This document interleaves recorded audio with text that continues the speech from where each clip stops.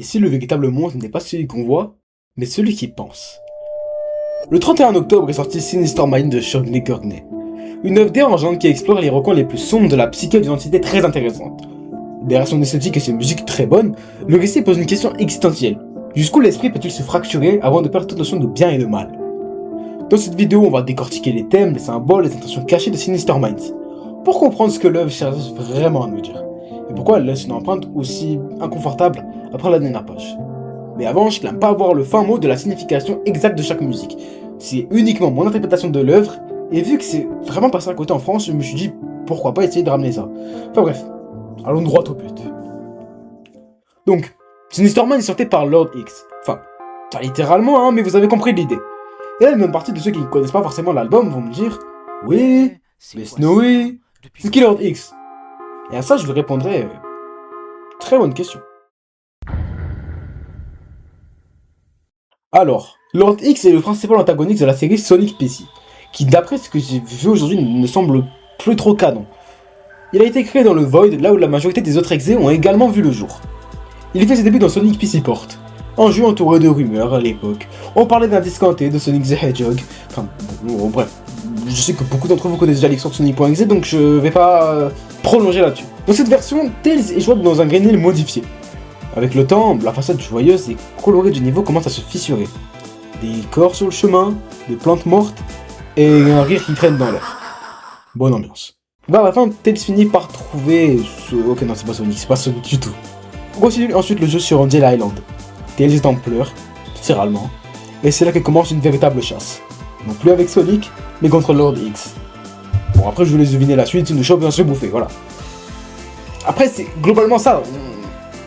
Le peu du jeu qui reste n'est pas super intéressant pour véritablement le raconter, donc on va rentrer directement dans le vif du sujet ou le tourner autour pendant 40 ans.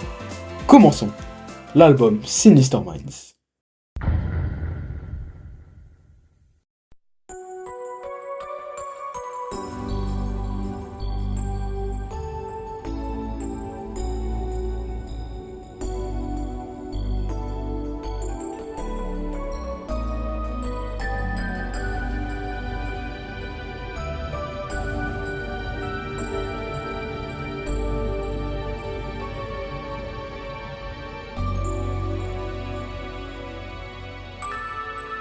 I've missed you, old friend.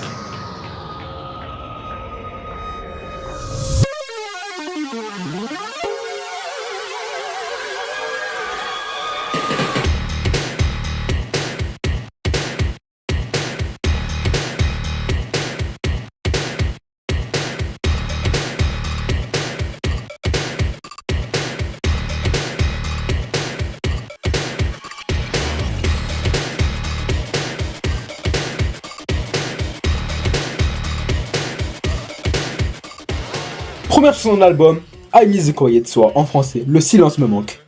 C'est pas une chanson nostalgique, c'est plutôt une confession. Et celui qui se confesse ici est clairement pas humain.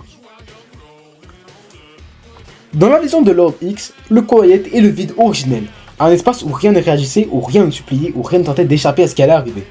Ce silence-là n'était pas beau, il était absolu. Et c'est précisément pour cela qu'il est regretté. Dès les premières lignes, la chanson adopte une posture prédatrice. Les questions posées ne cherchent pas des réponses, elles cherchent des réactions. Regarder par-dessus son épaule, sentir son cœur ralentir, imaginer ce qui approche. Lord X n'annonce jamais vraiment sa venue. Il observe les signes physiques de la peur qui naît avant même qu'un danger soit visible.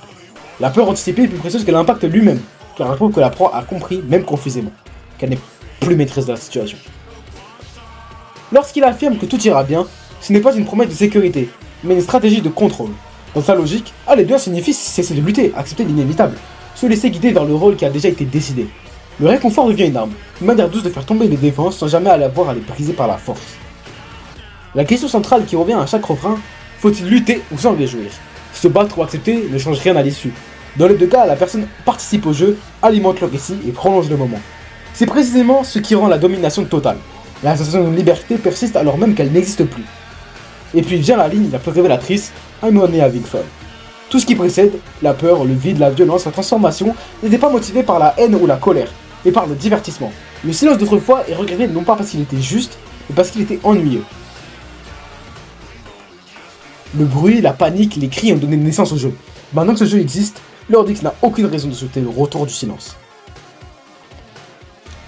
Bon, pour résumer, parce que j'ai pas mal débité, I Miss the Courrier devient le portrait d'une entité qui se souvient du vide avec nostalgie, tout en savourant pleinement le chaos qu'elle a appris à aimer.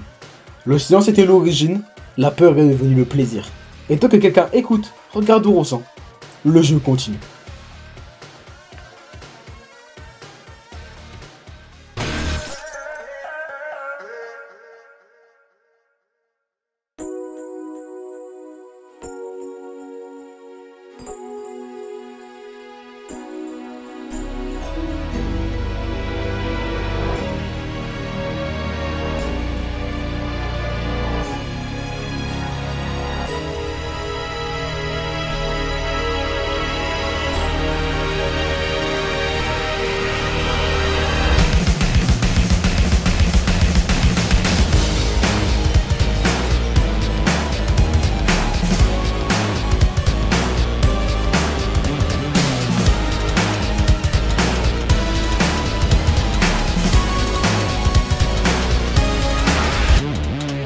You Must Answer est le deuxième morceau de l'album, et il est chanté une fois de plus par Lord X. Il ressemble moins à une chanson qu'à une pression constante. Dès le départ, Lord X parle comme quelqu'un qui a tout prévu. Il évoque un grand design, un plan qu'il a essayé, corrigé et finalement réussi. Il ne se voit pas comme un monstre mais comme un créateur. Ce qui existe maintenant est le résultat de sa vision. Il en est fier, il se place au-dessus, loin de ceux qui subissent les conséquences. Au refrain, la phrase You Must Answer est répétée jusqu'à devenir presque étouffante. Le silence n'est plus neutre, ne pas répondre c'est déjà refuser. Et avec Lord X, c'est assez dangereux parce qu'il déteste l'indécision, parce qu'elle lui échappe encore. Tant que la réponse n'est pas donnée, la personne garde une petite part de liberté. À la fin, il s'adresse surtout aux personnes hésitantes. Il parle de regard, de douleur, de cœur brisé. Ce sont ces failles qui l'intéressent. Il se glisse entre les pensées, promettant d'être la réponse à tout. Dans cette chanson, Lord X ne cherche pas à effrayer directement, il cherche à forcer un choix. Répondre, c'est entrer dans son jeu, ne pas répondre, c'est déjà commencer à tomber. You Must Answer montre un Lord X qui ne joue plus seulement avec la peur mais avec la volonté. La chanson parle d'un moment où il n'est plus possible de rester neutre, répondre, hésiter ou se taire ont tous des conséquences. Derrière les promesses de vérité et de grandeur, le morceau expose surtout une prise de contrôle déguisée en choix, où l'indécision devient une vraie faiblesse. Au fond, la chanson ne demande pas de réponse, elle rappelle que face à certaines forces, ne pas répondre, on est déjà tué.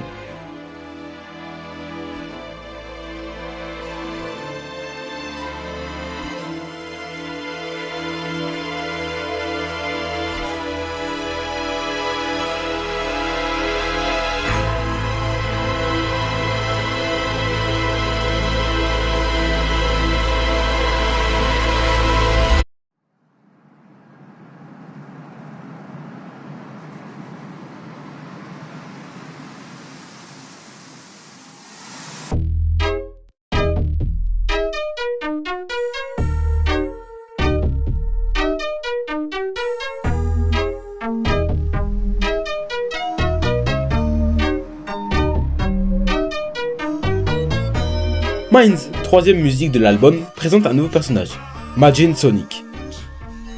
Alors, Majin est un easter egg de Sonic CD. Il a été assez viral parce que, premièrement, si vous êtes assez petit et que, je sais pas, par exemple, vous jouez à Sonic CD. Si vous découvrez le sound test du jeu et que vous rentrez 46, 12, 25 en tant que valeur, et que vous tombez sur ça...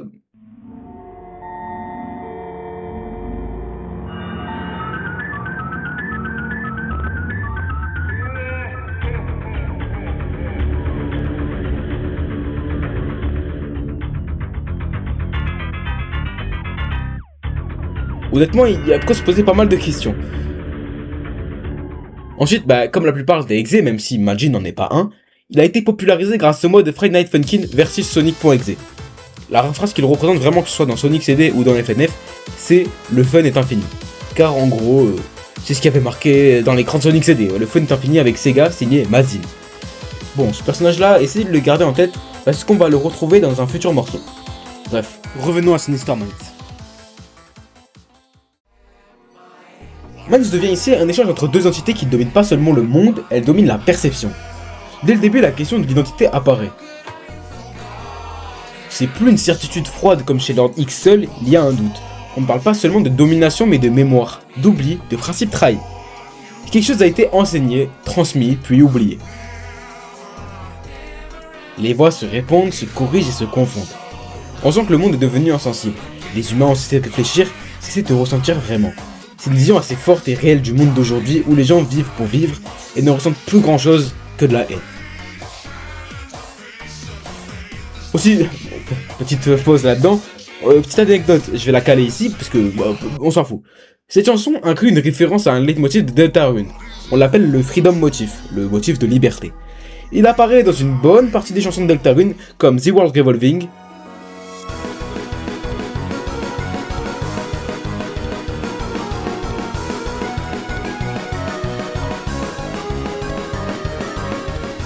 Big Shot,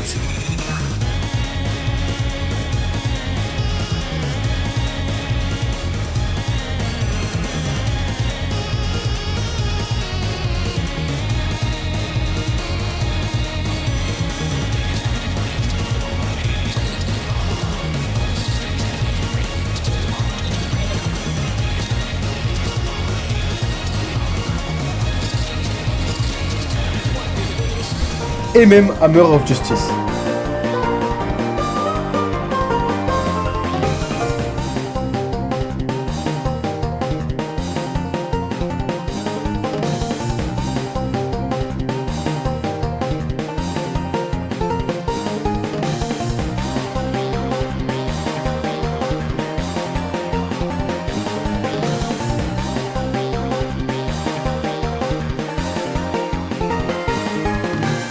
Je vais pas rentrer dans les détails parce que je prévois une vidéo sur Deltarune à l'avenir, mais bon, au moins c'est dit.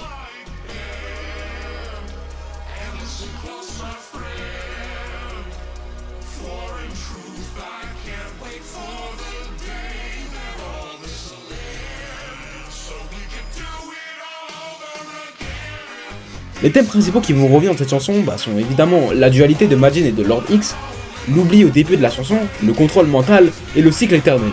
Alors Minds est peut-être l'un des morceaux les plus profonds de cet album, parce qu'il ne parle pas seulement de peur ou de domination, il parle de conscience. Majin et Lord X ne sont plus seulement des entités extérieures, elles deviennent des voix intérieures, des doutes, des provocations. La vraie bataille n'est pas seulement contre eux, elle est dans l'esprit humain. Ils ne partent pas, ils ne gagnent pas par la force, ils gagnent parce qu'ils restent. Dans les doutes et dans les pensées sinistres.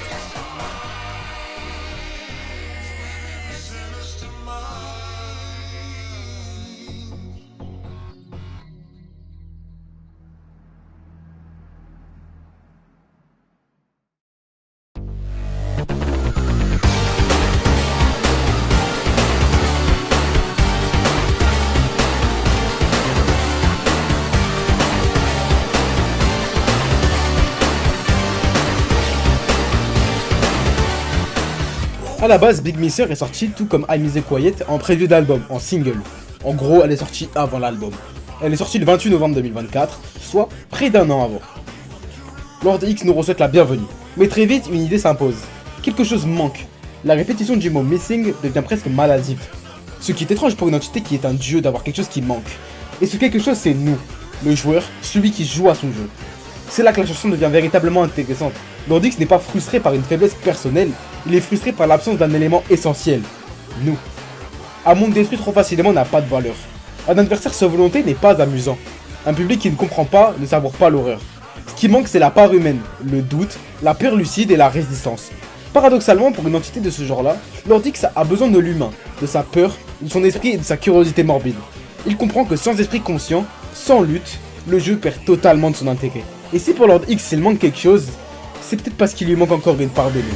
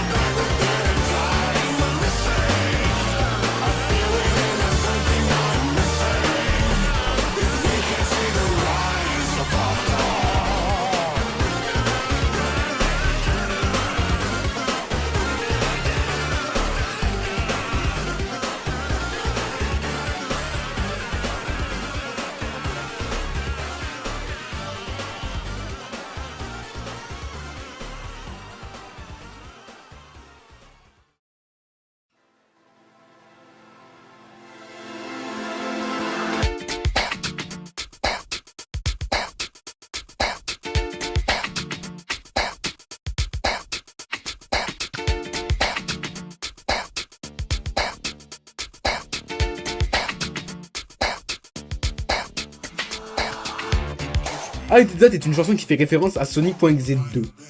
Alors je sais ça peut paraître étrange, mais vous en faites pas, cette suite n'est pas canon à la creepypasta de base. Car en gros, c'est juste une vaste blague. Mais bon, même si la chanson est basée sur une blague, on va quand même voir si elle a un message intéressant. Au début, Lord X montre qu'il n'est pas passif, il est actif, conscient et éveillé en permanence. Cela suggère que son existence entière est tournée vers une seule chose, agir, observer et manipuler. Il dort pas, ou du moins il se repose pas vraiment. Son attention est constante, et surtout il sait que la personne est là pour une raison, même si cette personne ne comprend pas encore pourquoi. Il dit clairement You haven't got a clue, cela crée une asymétrie totale, lui il sait, mais toi non. Aussi dans la chanson il y a Bendy, de Bendy and the Ink Machine, dont je vais peut-être faire une vidéo à l'avenir. Mais bon, de ce que j'ai compris, il est là parce que Bendo, car oui le perso s'appelle Bendo, ça vient d'un ancien projet de Shorgne Gurgne, et j'ai pas plus fait de recherche dessus car le wiki n'en dit pas beaucoup plus. Mais bon, cette chanson honnêtement j'ai plus l'impression que ça reste de l'idée de Sonic.exe 2, une blague. Ça peut paraître bizarre, mais déjà c'est une chanson que j'apprécie pas particulièrement, sauf la partie de Bendo, elle est assez cool. Et ben honnêtement, je trouve qu'elle sort pas mal du rythme de l'album. Genre, si t'écoutes chronologiquement l'album, tu dis putain mais qu'est-ce que ça fout là? Après chacun son avis, vous avez le droit d'adorer la chanson et de m'envoyer chier. Mais voilà, je donne mon avis.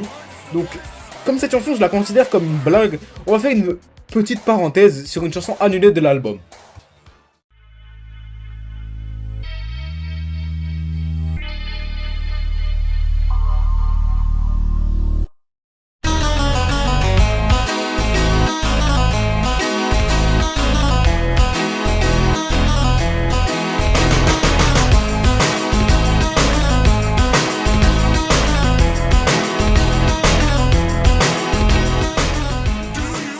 Glicko qui est une des chansons annulées de Sinister Minds qui elle aussi était sortie en single le 10 février 2025.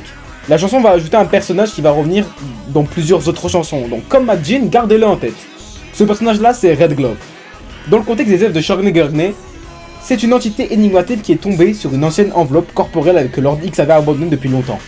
En l'utilisant comme la sienne, Red Glove est désormais lié à Lord X, et ne montre aucun signe d'un départ prochain. Certains théorisent qu'il s'agit de la métaphore de la psyché de Lord X. Mais selon le wiki, c'est juste une entité différente qui reste tout de même reliée à lui. Donc Glicko part surtout du fait de céder au chaos et abandonner toute résistance. Dès le début, les paroles posent des questions sur la vie, le poids qu'on porte et le fait d'attendre, sans pouvoir changer les choses. Cela montre un sentiment de fatigue, de frustration et de perte de contrôle. L'expression give in et let go revient souvent, ce qui insiste de se laisser aller et abandonner. Ensuite, Red Glove s'en prend plaisir à la destruction et au mal. Il parle de brûler et de courir en enfer. Et dit que tout cela est un jeu. Cela montre que les deux personnages ne voient plus la morale comme importante et qu'ils acceptent pleinement le chaos. Le mot Glee est important, car il montre qu'ils ressentent la joie dans cette descente. En conclusion, la chanson parle de l'abandon de l'espoir et de l'acceptance du chaos, montrant que Lord X et Red Glove ont complètement rejeté la réalité normale et ont choisi de plonger dans un monde sombre que eux contrôlent.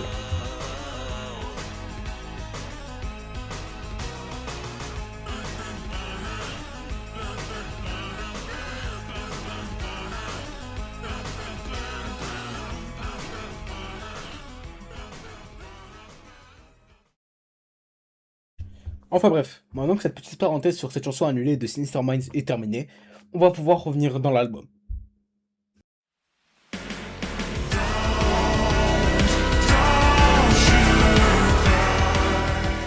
Micho est assez similaire à Glicko. Pourquoi? Déjà car Micho est une fusion de deux musiques.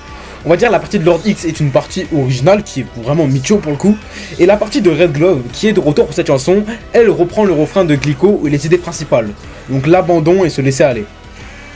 Au début, Lord X adopte un ton presque calme et manipulateur. Il dit Don't you cry and don't deny what you see, ce qui montre qu'il parle à quelqu'un qui est effrayé ou perdu. Il encourage à accepter ce qu'il voit et à rentrer dans un monde où ses désirs peuvent devenir réels. Cela donne l'impression qu'il attire la personne dans son jeu. Puis, Lord X explique que fuir, supplier ou pleurer ne sert à rien. La phrase It's coming to take you away montre que la transformation est inévitable. Un passage important est quand Lord X dit Enlève ta peau ou pourris. Cela symbolise le fait que la personne doit abandonner son identité, sinon elle sera détruite. Il n'y a pas d'échappatoire, soit tu changes, soit tu disparais. Puis vers le milieu de la musique, Red Glove commence à chanter. Toujours pareil, give in and let go, les mêmes idées, abandonner et se laisser aller. En conclusion, car oui, je vais pas forcément répéter ce que j'ai dit pour Glicko, ça servirait à rien. Donc, Micho parle du fait d'être forcé de changer et d'abandonner son identité. Lord X agit comme une force qui va piéger et manipuler, tandis que Red Glove nous encourage à accepter ce changement.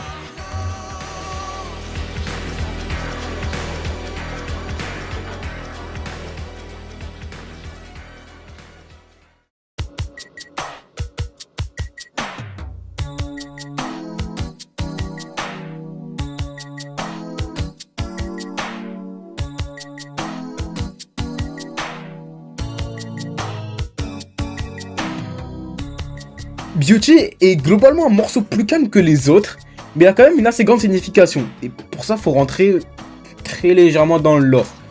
Je vais essayer de la faire le plus simplement possible, car le lore des ex, etc., j'ai rien compris. Et même si j'avais essayé de comprendre, c'est trop technique pour moi, je comprends rien. Donc, en gros, un personnage trans a reçu le corps de Amy Rose dans le jeu de Lord X. C'est tout. Enfin, c'est ce qui a été dit dans une interview. Lord X l'inviterait donc à rejoindre son jeu dans cette chanson, à ce que j'ai compris, car je vous avoue pas avoir tout compris au sens de la musique. Ce sera pour qu'elle reste une fille à jamais, et au cas où je vous vois venir. Oui, j'utilise bien les bons pronoms, c'est canon, qu'elle utilise des pronoms féminins. Mais le truc c'est que Lord X, très bon manipulateur, hein, très bons arguments. Du coup maintenant Amy, enfin la Amy de son jeu, est bloquée dans un jeu où Lord X s'amuse à la torturer. Et pas qu'elle, hein, je vous rassure, tout le monde y passe. Et ça montre vraiment à quel point Lord X c'est un putain de manipulateur. Et que ça marche. Parce qu'honnêtement j'en ai bouffé des vidéos pour essayer de comprendre cette musique. Même via des commentaires. Tout le monde dit ouais, Lord X c'est trop un bon pour avoir fait ça. Mais non. Et c'est ça qui me tue. C'est que même à travers une musique, les paroles marchent pour manipuler les esprits de certaines personnes. Après, je le redis, je pense avoir rien compris du sens de la musique. C'est simplement une théorie et du peu que je pense avoir compris. Donc honnêtement, je pense que je vais éviter de dire de la merde encore, donc on va passer à la prochaine musique, désolé.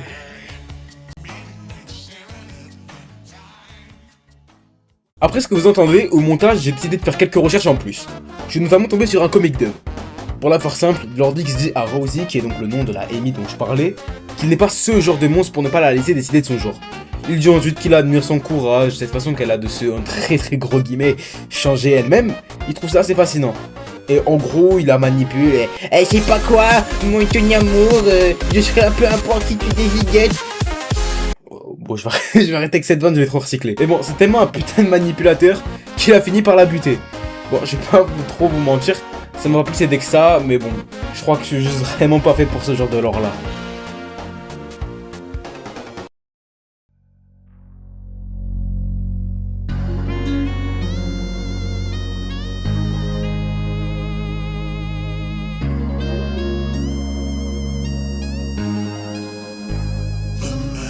Scars va prendre le rôle d'une intermission pour l'album. On en est vraiment pile au milieu. Donc, je vais profiter de ce petit moment où la musique est très calme, avant d'enchaîner sur la suite, pour vous remercier d'être toujours là. C'est un sujet très niche, qui ne peut pas passionner tout le monde, je comprends. Je pensais pas on arrivait à faire du Sonic sur cette chaîne, mais bon, on y est, et puis voilà, ça va venir petit à petit. 2026, on va essayer de reprendre un petit peu l'activité, comme en 2024, bon peut-être pas à ce point là, mais bon on va essayer. Et puis voilà, c'est tout ce que j'avais à vous dire, merci d'être encore là.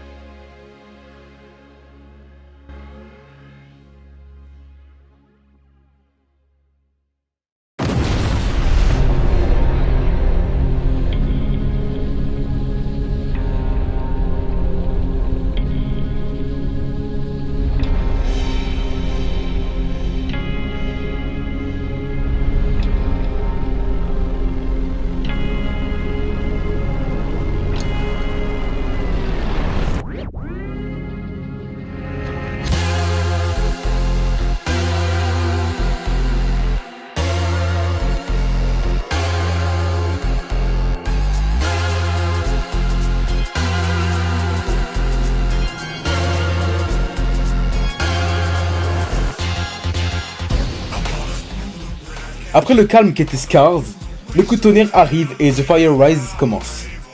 La chanson, bien que quand même au refrain ça bouge pas mal, elle prend beaucoup plus son temps.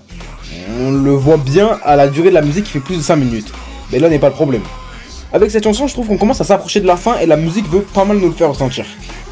Lord X marche dans un monde déjà détruit. C'est pas le début du chaos, c'est l'après. Il y a plus de voix, plus de choix. Le libre arbitre semble avoir disparu. On sent une atmosphère post-apocalyptique, froide et silencieuse. Peut-être même que c'est le vide dont il provient, mais c'est seulement une théorie. Puis le feu dans le titre de la chanson arrive. Le feu ne symbolise pas seulement la destruction. Il inverse le jour et la nuit, il renverse l'ordre naturel. Ce feu transforme la réalité elle-même, et dans cette lumière aveuglante, il y a une forme d'extase. La destruction est décrite presque comme une révélation. Aussi on apprend que Lord X ne contrôle pas totalement le feu, il a peut-être déclenché, mais maintenant on voit qu'il dépasse même son créateur. Mais il renverse une fois de plus la responsabilité en nous disant que on a fait ça. Et si le feu monte, c'est aussi parce que quelqu'un l'a laissé brûler.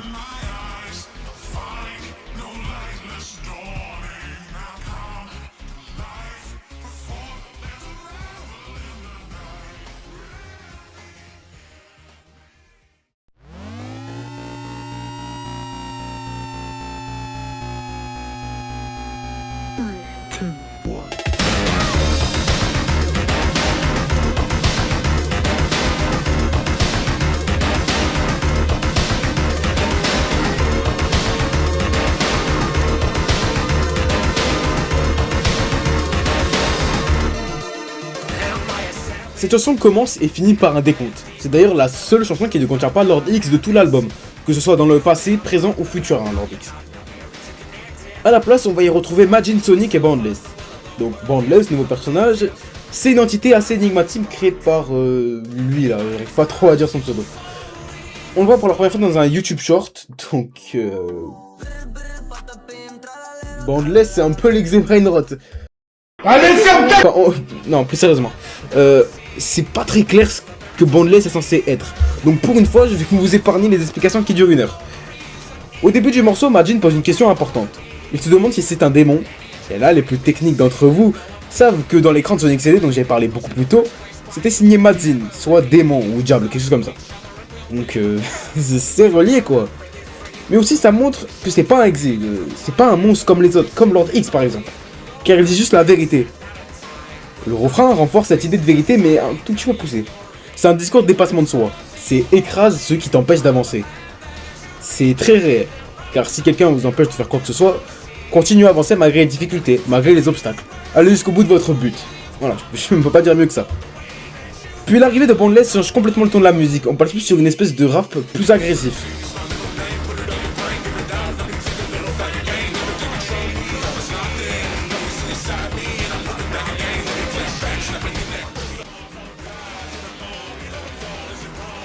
Selon lui, il n'y a pas de dieu, plus de règles, juste le jeu et juste le chaos. Boundless va pas chercher à convaincre calmement, il cherche à casser l'ordre établi. Il dit que le monde tremble et que les règles ne sont jamais vraiment données. Puis la musique se termine avec le décompte.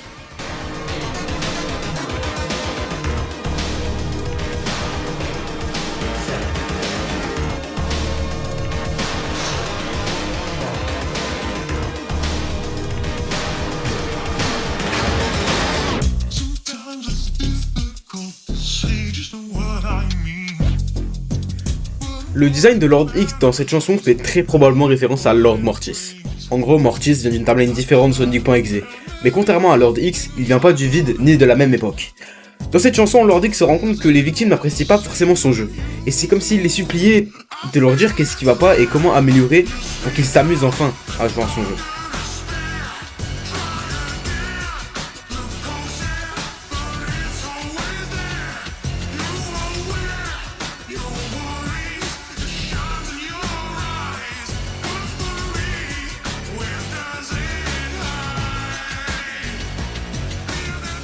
La partie où Lord X va chanter en espagnol, c'est comme si c'était une crise d'identité. Il se regarde dans le miroir et sait pas qui il est.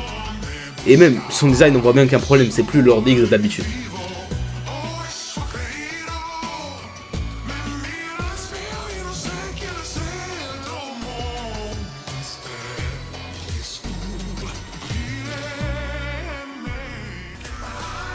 Et enfin, la dernière partie fait référence à Big Miss.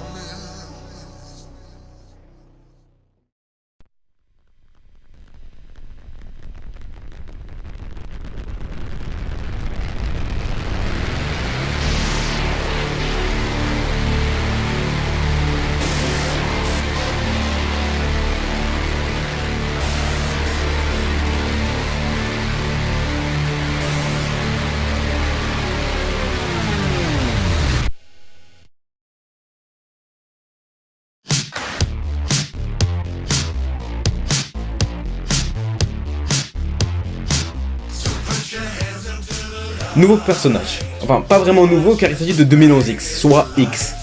C'est le Lord X du passé si vous voulez. Oui, il y a trop de X, on dirait un film. Donc cette douzième musique de l'album est un putain de banger selon moi. C'est la meilleure musique de l'album, vous allez comprendre pourquoi et j'y reviens d'ici peu. Runaway raconte l'histoire de X qui a atteint un niveau d'existence supérieur, presque divin, et qui a perdu quelque chose d'existentiel en chemin. En cherchant à créer, à évoluer et à dépasser toutes les limites, il a abandonné son identité. Ses attaches et peut-être même son humanité. Il a obtenu le pouvoir, le contrôle et la permanence.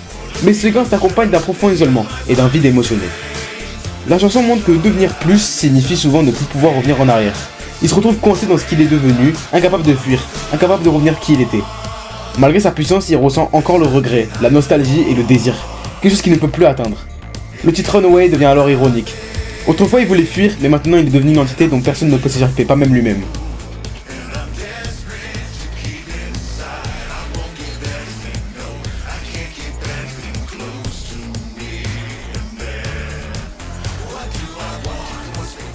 Et à votre avis, pourquoi c'est la meilleure chanson de l'album selon moi? Juste écoutez-moi ce putain de drop.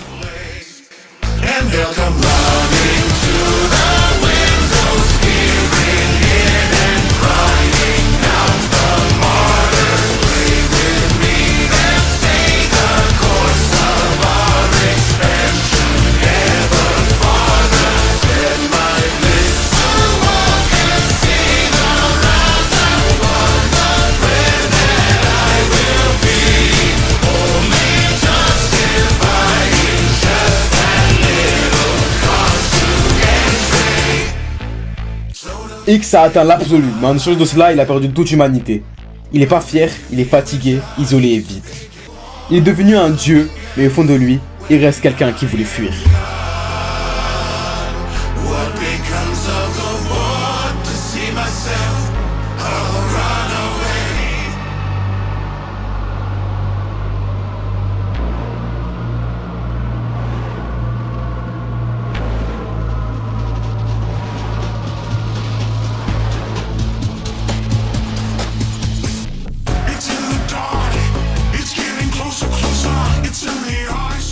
Le 14e morceau de l'album, Red Handed. Les plus attentifs ont remarqué qu'on passe du 12e au 14e morceau. Je vais vous expliquer pourquoi juste après cette musique, avant qu'on enchaîne véritablement sur la fin. Lord X explique qu'il est au-dessus des logiques humaines, et que les humains c'est juste des jouets avec lesquels il va s'amuser. Il essaye de persuader ses victimes pour qu'ils aiment son jeu. Il veut les divertir et aussi se divertir. Plus tard, Red Glove revient pour chanter en allemand. Red Glove questionne l'ego, l'alibi, la façade. Il met en lumière l'hypocrisie et le déni. Là où Lord X manipule et s'amuse. Red Glove dissèque psychologiquement. Il pointe le fait que la personne refuse de voir, que ça ne tient pas. Aussi, Lord X revient pour parler de l'addiction. L'addiction de tuer ses victimes. Comme si une de plus ferait pas de mal, et que l'addiction, c'est tellement absurde. Lord X va représenter dans cette chanson la force qui se rapproche, le danger qui compte les secondes. Red Glove représente la voix qui explose les mensonges intérieurs. Et au final, la personne ne tombe pas seulement parce qu'on l'a attaquée, elle tombe parce qu'elle n'a jamais voulu voir la vérité. Elle prie Red Handed ici, c'est être pris en flagrant délit de mensonge envers soi-même. Et une fois que la facette tombe, il ne reste plus rien à défendre.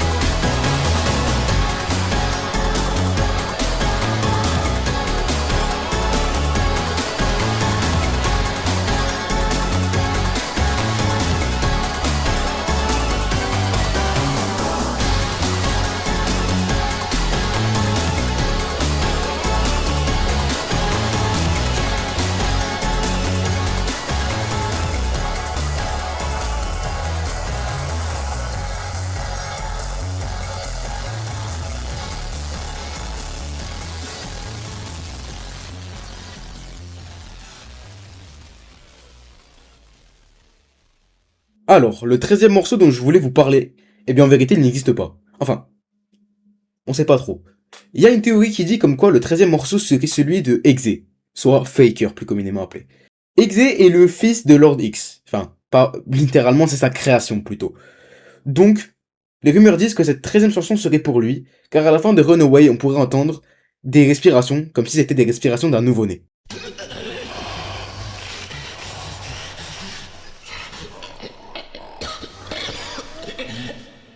Donc pour ce faire, je vais vous présenter une fan de musique, qui n'est pas officielle, je précise bien qu'elle n'est pas officielle, qui, je trouve, aurait pu avoir sa place dans l'album.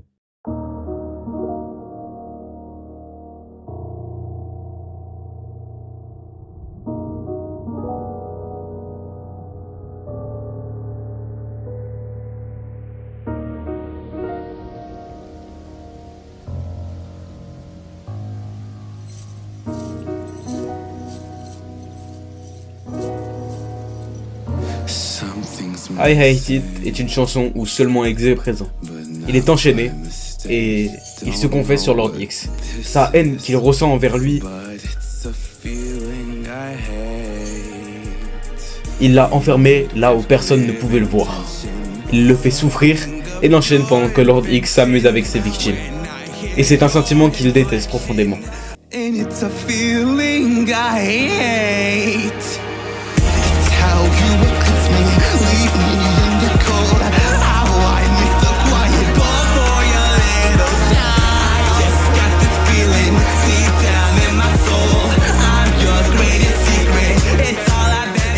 Et le drop ne prouve encore plus.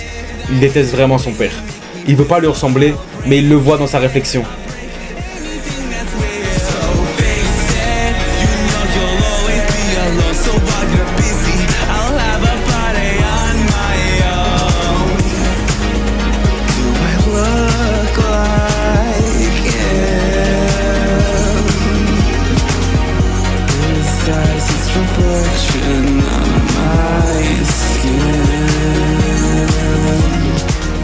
Il demande à Lord X de leur montrer sa pire erreur et de leur donner une raison de haïr. Et honnêtement, j'adore cette chanson. Et si un jour la vraie musique 13 sort, ça va être le prime. Enfin bref, cette petite parenthèse est fermée, on va enchaîner maintenant sur la fin de l'album. Same way that I do.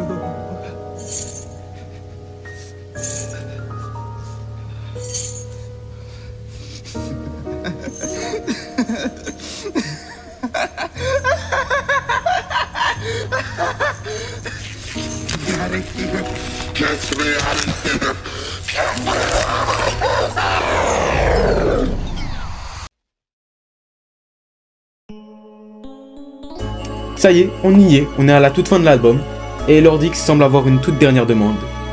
Voyons voir ce qu'il a à nous demander.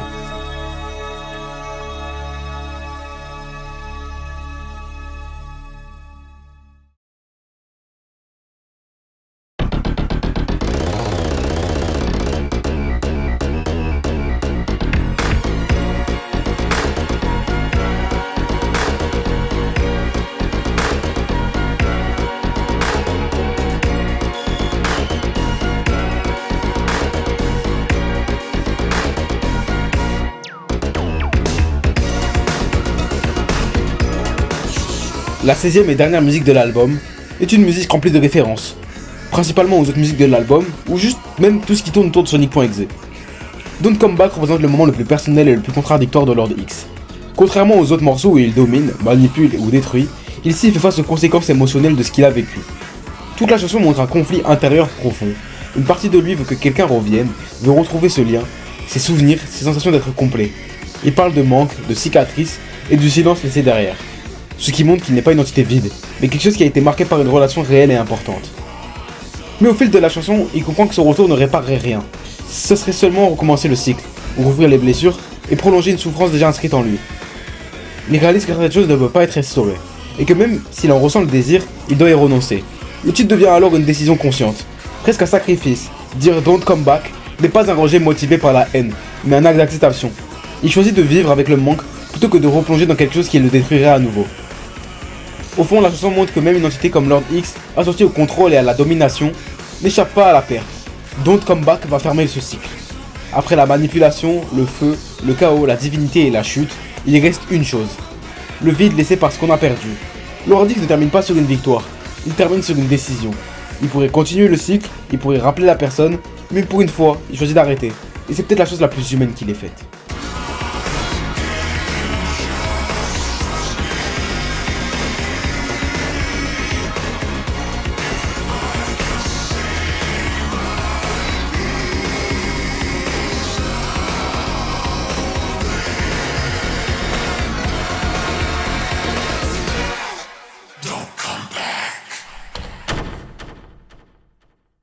Ça y est, l'album est terminé.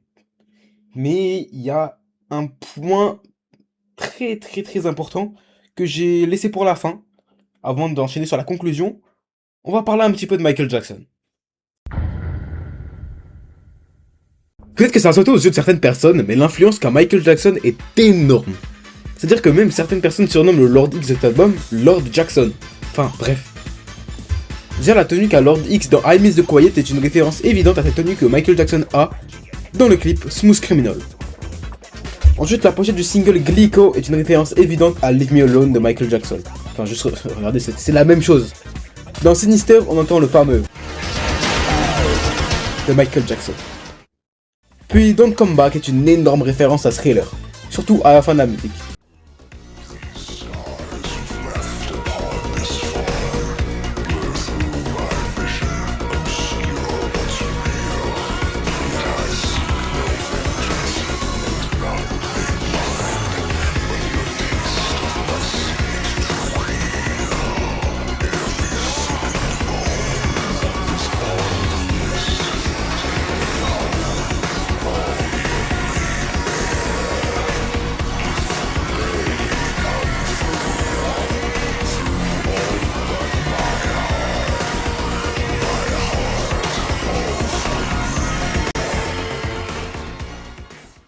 Je passerai pas d'extrait car voilà quoi. Et encore, je suis pas sûr d'avoir eu toutes les références, mais c'est dire à quel point, que ce soit dans les paroles, pochettes ou même les instrumentales, l'influence pop de Michael Jackson est omniprésente.